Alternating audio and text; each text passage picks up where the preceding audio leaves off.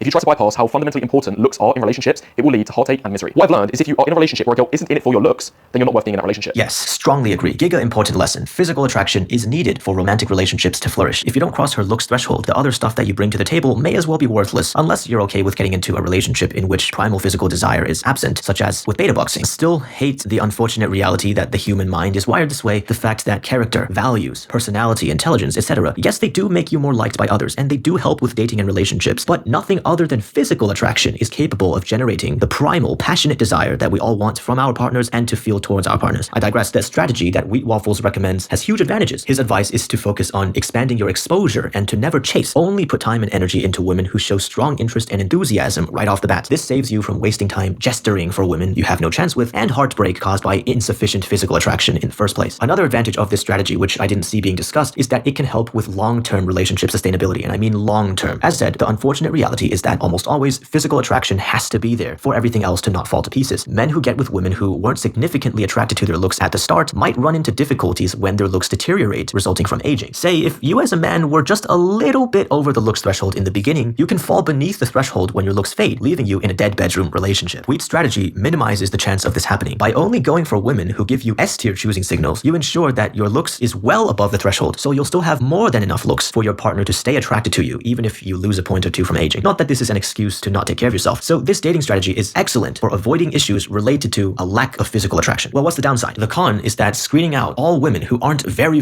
down for your looks at the get-go may lead you to miss opportunities with more reserved women. Some might be good matches for you, but are just slower to warm up to men in general. A lot of men in manosphere communities, such as Red Pill and Black Pill, want to eventually settle down with traditional family-oriented women who have high purity character traits. Not everyone in these communities, but I'd say the majority of the men in these spaces do have this as a long-term aspiration. And a high purity trait is non-superficialness. Yeah, pretty much all humans, with few exceptions, are visual creatures, but some people are more visual than others, some are less. This is exactly the kind of woman many men want, someone who is attracted to them physically, but is less visual than average and is more sexually conservative than average. The kind of woman who isn't so easily enthralled by men's appearances, and thus aren't so eager to give S-tier to any man during a first interaction. For instance, ideally I date a woman who is really into me, but doesn't jump into bed with me on the first date, not because of a lack of attraction, but because she has the values so that she'd choose not to despite there being attraction. In a nutshell, screening out all women who don't exhibit primal desire right off the bat may screen out some women who aren't so primal, which is exactly who you want. Wheat Waffles' S-tier or nothing method is a good strategy. It eliminates a lack of physical attraction from being a bottleneck in your romantic pursuits, and it's especially effective for short-term encounters in bars, parties, and clubs. But like all dating strategies, there is a selection bias at play, so it isn't the best approach for every goal.